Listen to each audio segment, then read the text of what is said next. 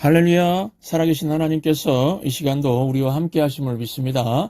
오늘은 믿음의 야성을 회복하라 25번째 시간으로 지옥이 없다면 십자가가 필요 없다라는 제목으로 하나님 말씀 증거하도록 하겠습니다. 어느 한국 교수 얘기입니다. 그분 이름이 주선태 교수인데요. 자기는 굉장한 효자였다고 합니다. 그래서 어머니가 하는 말을 한 번도 거역하지 않고 다 순종을 했다고 합니다. 어머니가 돌아가실 때 유언이 3가지였다고 합니다. 첫째, 너 교수만 하고 정치하지 말아라. 두 번째, 개고기 먹지 말라. 한국 남자들은 이 개고기를 잘 먹었거든요. 요즘은 좀 바뀐 것 같습니다. 세 번째 유언, 예수 믿지 마라. 그게 어머니 유언이니까 예수 했다고 합니다. 그리고 이제 어머니 돌아가시고 나서 어머니 유언을 생각하면서 대학교 안에서도 정치 얘기도 안 하고 개고기도 안 먹고 교회도 일체 쳐다보지도 않았다고 합니다. 그러다가 이제 미국 커네티컷에 교환 교수로 와서 1, 2년 정도 지내게 되었는데 너무 시간도 여유롭고 좋았답니다. 특별히 주말만 되면은 골프장이 나를 부른다 그러면서 골프 치러 다녔다고 합니다. 그런데 그 교수에게 딸이 한 명 있었는데 딸을 데리고 다닐 수는 없으니까 이게 좀 문제가 됐다고 합니다. 그러다가 옆집 사람이 이민교회가 많으니까 당신은 골프 치러 가고 딸만 교회에 맡기라고 했다는 겁니다. 그래서 딸을 교회에 데려다주고 하루 종일 딸은 교회에서 놀게 하고 자기는 골프하러 다녔다는 겁니다. 그런데 이제 교회에서 소문이 나기를 자기 딸 이름이 소영인데 소영이는 아버지 없는 딸, 아버지 없는 이상한 딸 이런 소문이 생겼다는 겁니다. 그러니까 소영이가 성탄절에 아빠에게 교회를 가자고 했다는 겁니다. 자기 딸이 이상한 소문에 시달리는 그런 게 싫어서 성탄절에 처음으로 태어나서 이제 딸과 함께 교회를 갔다고 합니다. 그런데요, 예배당에 딱 들어서면서 자기도 모르게 막 눈물이 막 쏟아지더랍니다. 눈물이 이 복이거든요. 이게 교수 아빠 마음이 녹아지면서 마음이 평안해지고 뭔가 고향에 온 것 같은 느낌이 들더랍니다. 마치 방황하던 탕자가 아버지 품에 돌아온 것 같은 그런 느낌 같은 거죠. 아마도 딸이 기도를 많이 한 것 같습니다. 이 믿음은 인력으로 안 되는 거거든요. 교수 마음이 달라진 거는 분명히 이 딸의 기도가 또 누군가의 기도가 쌓였을 겁니다. 그래서 이 성탄절을 계기로 그 교수가 이제 새해에도 교회를 다녔다고 합니다.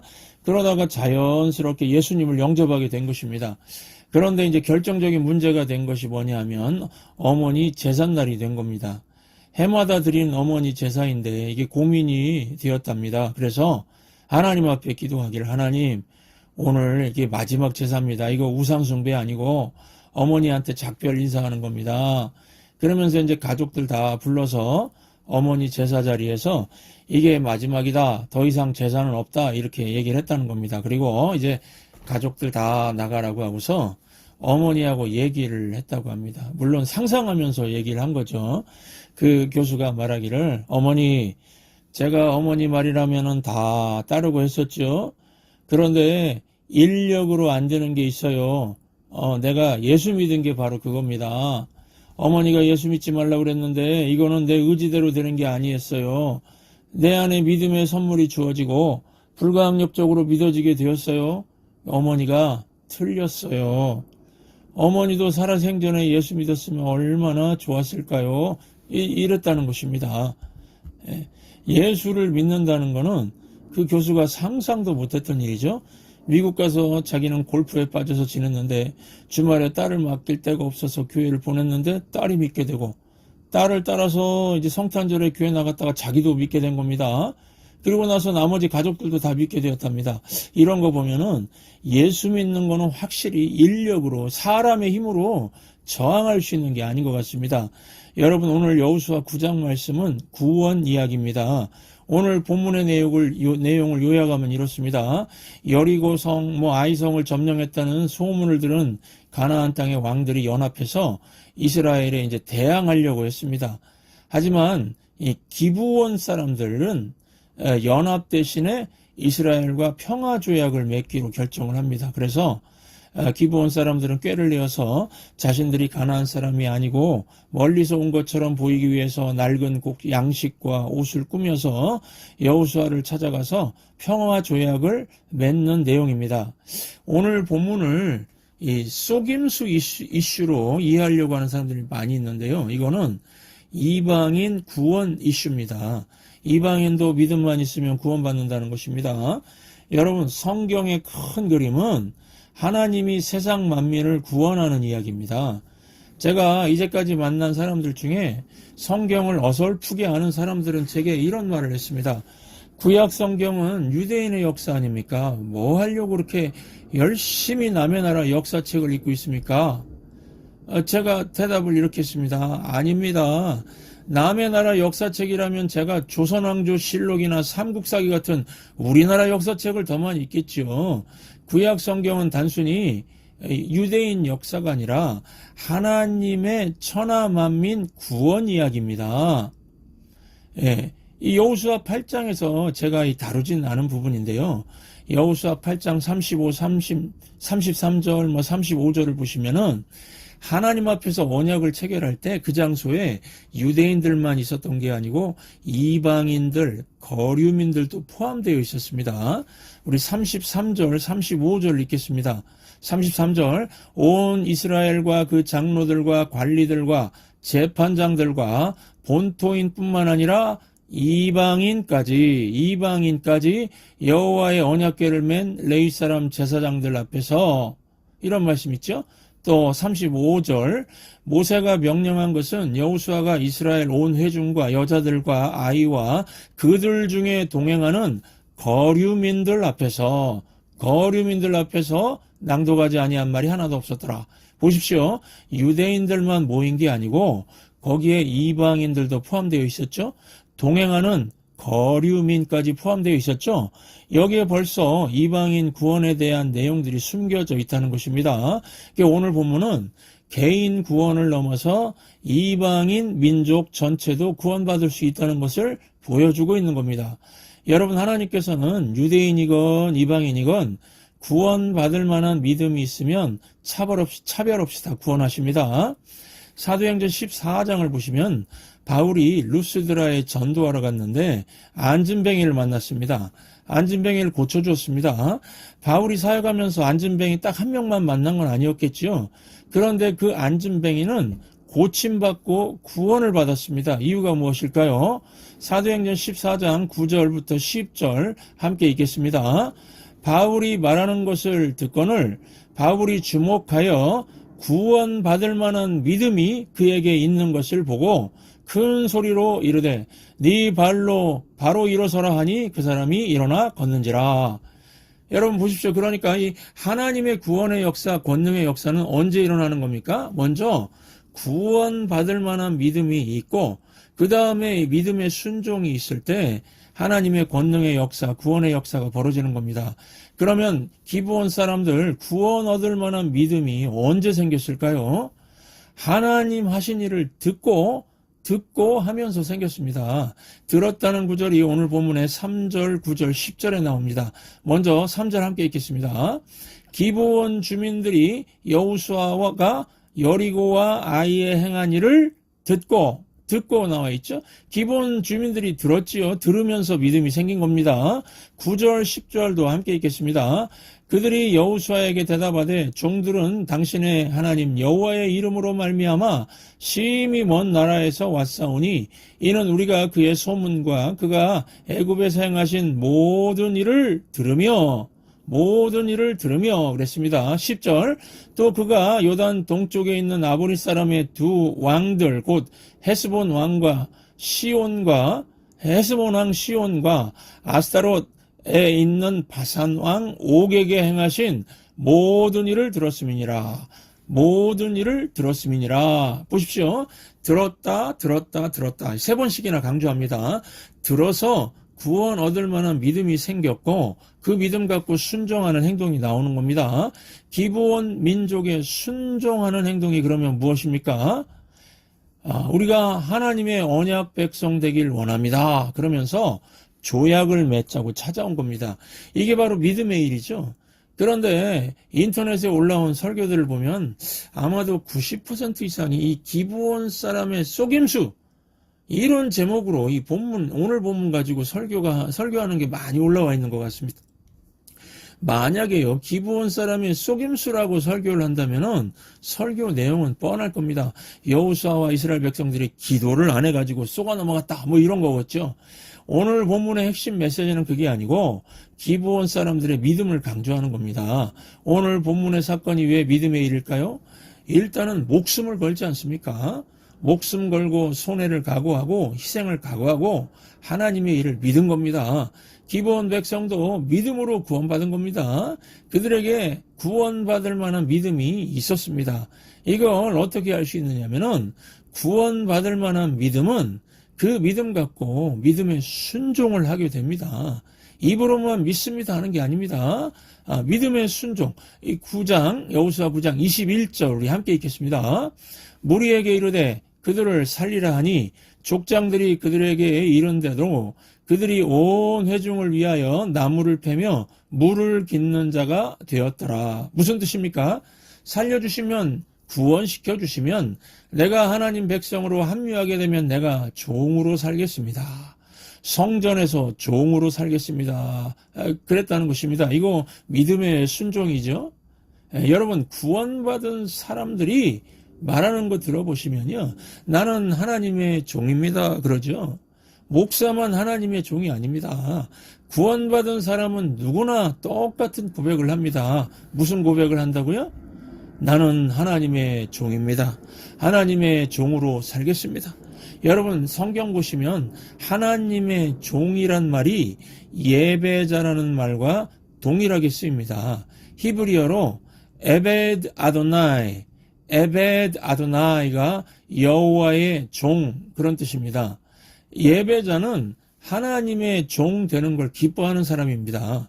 이 백범일지를 보면은 김구 선생님도 시편 84편 10절을 적어 놓았습니다.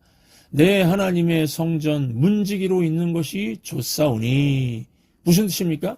나 김구는 하나님의 종이 되겠다는 겁니다. 김구 선생님도 진짜 예수님을 구주로 믿었다는 걸 알 수 있는 거죠. 여러분, 나는 주의 종입니다. 이 말은 깊은 뜻이 있습니다. 과거에는 죄의 종이었는데 이제는 주님의 종이라는 고백입니다. 이거를 은혜의 고백, 은혜의 고백이라고 합니다. 여러분, 은혜가 무엇입니까? 내 힘으로는 안 되고 하나님이 구해 주셨다는 것입니다. 은혜에 관한 찬양 중에 Amazing Grace가 있죠. 나 같은 죄인 살리신 305장. 이 찬송은 이 뉴턴이라는 영국 사람, 직업이 노예선 선장이었습니다. 이 사람이 나중에 예수 믿고 지은 찬송입니다. 이 뉴턴은 아프리카를 오가면서 흑인 노예들을 잡아다가 팔아먹은 그런 사람입니다. 그냥 아주 나쁜 놈이죠. 예, 사람도 아니죠. 이 어느 날 이 폭풍을 만나서 꼼짝없이 죽게 되었다고 합니다. 원래 사람이 죽기 직전 되면은 진지해지죠. 그때 너무 두렵고 힘드니까 살려주시면 제가 성경을 꼭 읽겠습니다. 그랬다고 합니다. 폭풍 속에서 살아났습니다. 그러니까 하나님께 빚진 마음이 있으니까 성경을 읽게 되었다고 합니다. 그러다가 요한복음을 읽게 되었는데 요한복음 8장을 읽으면서 뉴턴이 변화가 되었습니다. 요한복음 8장 34절을 보시면 진실로 너에게 이르노니 죄를 범하는 자마다 죄의 종이다. 이런 말씀이 나옵니다. 이 종이다, 노예다, 영어로 슬레이브죠. 죄의 노예다. 그 말이 아주 실감나게 다가왔답니다. 왜냐하면 자기가 노예선 선장이었잖아요. 그 말씀을 읽으면서 내가 매일 죄를 짓고 있으니까 내가 죄의 노예구나 인정하게 되었답니다. 뉴턴은 노예가 얼마나 비참한지를 잘 알고 있지 않습니까? 노예는요, 자기 스스로 풀려날 수가 없죠. 노예는 도망치다가 잡히면 죽음입니다. 우리나라 역사도 보면 조선시대에 노예를 잡으러 다니는 추노꾼이 있었습니다. 추노꾼이 노예를 잡아서 주인에게 데려다 주면은 멍석에 말아서 몽둥이로 때려 죽이기도 하고 손발을 자르기도 하고 완전히 짐승 취급했습니다. 노예라는 게 너무 비참한 거죠. 노예에서 벗어나려고 해도 안 되고, 부모가 노예면은 자녀도 노예가 되는 비참한 신분이 노예였죠. 노예가 비참하다는 걸 뉴턴은 누구보다도 잘 아는 사람 아닙니까? 그런데 자기가 벗어날 수 없는 죄의 노예라는 것을 알았다는 것입니다. 그래서 자꾸 궁금해지더랍니다. 내가 죄의 노예면 내가 어떻게 되는 거지? 궁금해서 성경을 계속 읽었다고 합니다. 그리고 이제 알게 된 겁니다. 죄의 노예들은 어떻게 되는가? 마귀의 손아귀에서 벗어나려 해도 결국에는 붙잡혀서 다 지옥 가게 될 운명이구나. 그래서 아니 이거 그럼 어떻게 하지? 큰일 났네 어떡하지? 고심을 하게 되었답니다. 그러다가 요한복음 8장 36절을 읽게 되었다고 합니다. 이 구절을 함께 읽겠습니다. 그러므로 아들이 너희를 자유롭게 하면은 너희가 참으로 자유로우리라. 이 아들이 누굴까요? 이 아들이 누구냐에 궁금해졌답니다. 이 아들이 누구죠? 예수님이죠. 하나님의 독생자 예수님만이 죄의 노예였던 나를 해방시켜 주실 수 있는 거구나. 죄의 노예들이 가는 지옥에서 예수님만이 건져낼 수 있다는 것을 알게 된 겁니다. 여러분, 우리가 보통 예수 믿으면은 천국 간다 이런 얘기 하죠. 그런데 많은 사람들이 오해하는 게 있습니다. 만약에 이 땅에서 웬만큼 사는 것보다 좀 더 잘 사는 곳이 천국이라면은 굳이 예수님이 십자가를 질 이유가 없었습니다. 예수님은 능력이 충분하니까 충분히 그런 거 만들 수 있는 분 아닙니까? 예수 믿어서 이 땅보다 좀 더 좋은 천국 간다고 한다면은 예수님이 뭐 하려고 그 고통의 십자가를 지시겠습니까? 예수님이 십자가에 죽으신 이유는요, 지옥이 있기 때문입니다. 이유는 딱 하나입니다.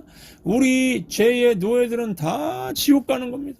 지옥은 유황불이 있고 그게 영원히 꺼지지도 않는다고 그러죠. 구더기 하나도 죽지 않는 불이라고 합니다. 물 한 방울의 위로도 받지 못하는 곳이라고 하고요. 예수님께서 부자와 거지 나사로 얘기하셨죠. 부자의 이름은 언급 안 하셨지만은 거지 나사로는 이름까지 언급하셨습니다. 이 실제 인물이라고 저는 생각합니다.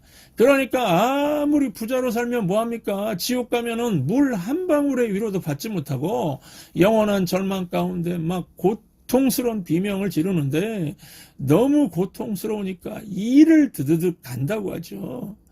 여러분, 이 땅에서 가장 아프고 괴롭고 힘들었던 순간 혹시 기억나십니까? 그것에다가 한 1000만 배 정도 더한다고 생각하시면은 그게 지옥의 고통을 조금 느낄 수 있는 정도라고 할 수 있을 겁니다. 그러니까 지옥은 생각하기도 싫은 곳이고 절대 가면 안 되는 곳입니다. 더 상상할 게 뭐가 있습니까? 아주 최악입니다. 근데 우리 운명이 지옥입니다. 우리가 다 지옥 가는 거죠. 뭐 지옥 뭐 농담으로 지옥 간다 뭐 그런 말 안 해도 우리는 다 지옥 가는 겁니다.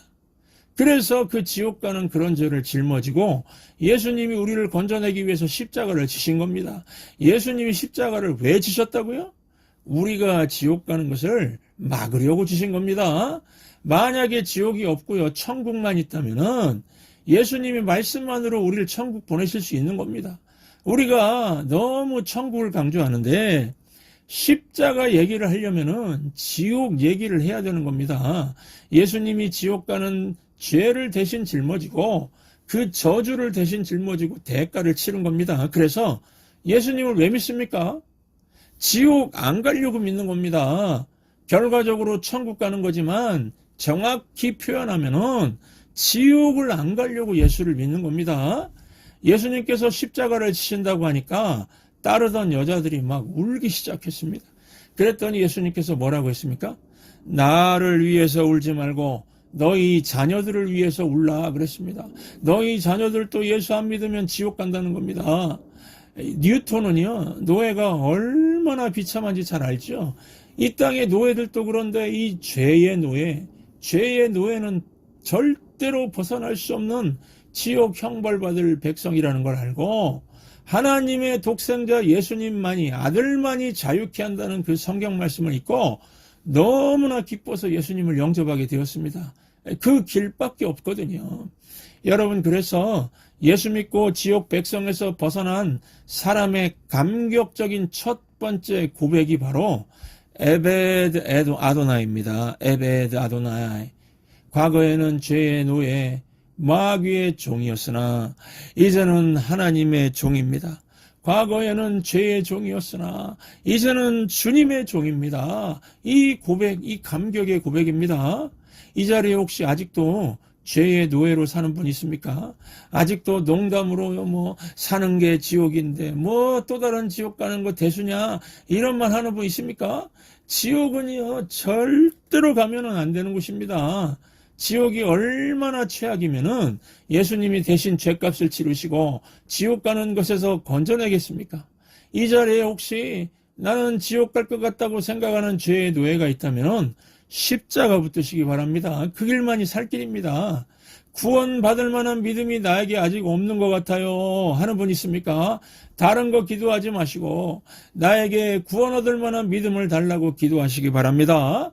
그리고 예수님을 구주로 믿었지만은 세월이 지나면서 뜨거운 감격이 식어버린 분들이 있다면은 이 시간 온 마음으로 고백하시기 바랍니다. 한마디의 간절한 간구함이 다시 이 마음을 뜨겁게 해서 고백하게 만들 겁니다. 에베드 아도나이, 나는 하나님의 종입니다. 나는 예수님의 종입니다. 죄의 종이 아니라 주님의 종입니다. 그래서 어떤 분에게는 구원 얻을 만한 믿음이 생기는 시간, 어떤 분에게는 에베드 아도나이, 에베드 아도나이가 무슨 뜻이라고요? 나는 여호와의 종, 하나님의 종. 에베드 아도나이, 뜨겁게 나는 주의 종입니다. 고백할 수 있는 이 시간이 되시기를 주의 이름으로 축원합니다. 기도하겠습니다. 하나님 아버지, 이 시간 간절히 구합니다. 하나님 눈에 아직 구원 얻을 만한 믿음이 없는 이들이 이 자리에 있다면 기생 나합과 기브온 족속에게 주셨던 구원 얻을 만한 믿음을 이들에게도 허락해 주시옵소서. 그리고 과거에 예수님을 구주로 이미 믿었지만 뜨거운 구원의 감격이 식은 이들이 있다면 이들이 새롭게 이들의 마음을 새롭게 하시고 뜨겁게 하셔서 에베드 아도나이, 나는 주님의 종입니다 고백하는 은혜의 역사가 있게 하여 주시옵소서. 예수님의 이름으로 간절히 기도하옵나이다. 아멘.